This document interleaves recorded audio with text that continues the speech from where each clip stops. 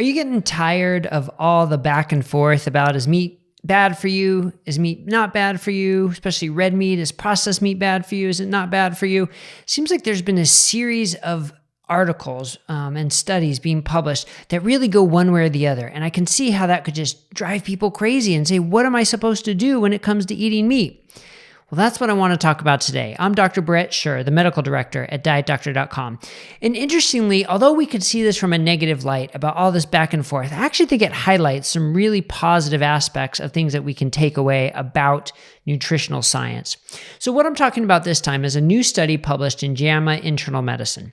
And it was an observational study where they looked at 6 different trials. And I wrote a little article about it on DietDoctor.com.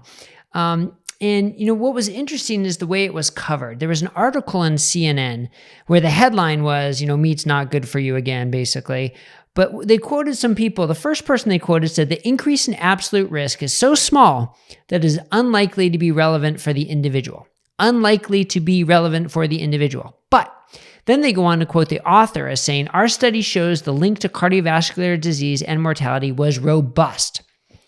Sounds like somebody needs a little bit of a reality check there about what is relevant and what is robust. So this study, like a lot of observational studies, just followed people the way they were normally living, had them fill out food frequency questionnaires, which we know is a pretty inaccurate way to get data about what you've been eating.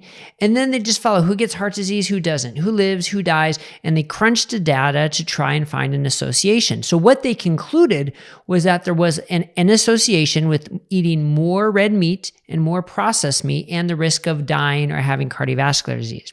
So the first question you have to ask yourself in an observational trial like this is how robust were the findings? I mean, that author used the word robust. Well, for comparison, they look at a relative risk, meaning how much more likely was someone eating meat to have heart disease than someone not? What was the relative risk?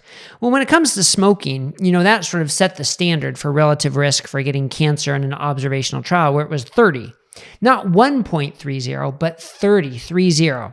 And in this study, what was it? It was 1.1. 1.07, 1.03. These were the relative risks. I mean, these are minuscule. And Dr. Andrew Menti wrote a little tweet about it. I remember the day when a 1.03 was insignificant and not something to talk about, but now it's getting headlines. And the reason why is because it's such a razor-thin, minuscule difference between those who had the most red meat and the least red meat, such a minuscule difference that there's almost no chance that it was really due to the red meat, especially when you look at the breakdown of the people. Those who ate more red meat were more likely to be men, and the same for processed meat as well. More likely to be men, more likely to smoke, more likely to drink alcohol, and more likely to have other unhealthy characteristics. And here's the other thing. They ate 1,100 calories more per day than the people who were eating the lowest amount of meat. 1,100 calories per day. Now, do you think that was all broccoli and steak? Probably not. There's probably a lot of other stuff going in there that is not very healthy for them. So I don't see how there's any way we can say this study shows anything relevant to you as an individual about the risk of eating red meat or processed meat.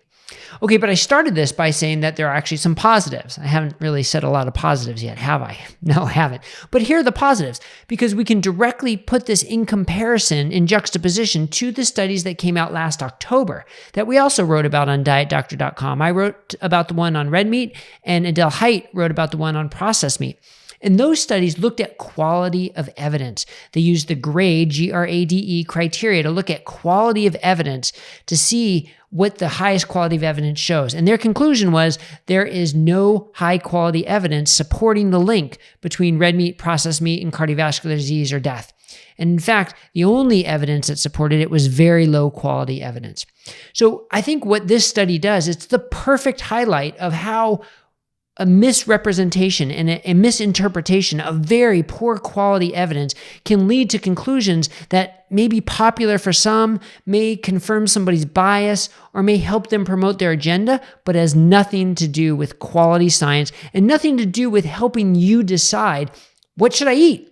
Or helping me as a clinician decide, what should I recommend for you to eat? Because studies like this really have no meaningful impact. So We're going to keep pointing these out. We've pointed them out again and again. And as long as they keep getting published and keep getting headlines, we're going to keep debunking them and making sure you understand the difference.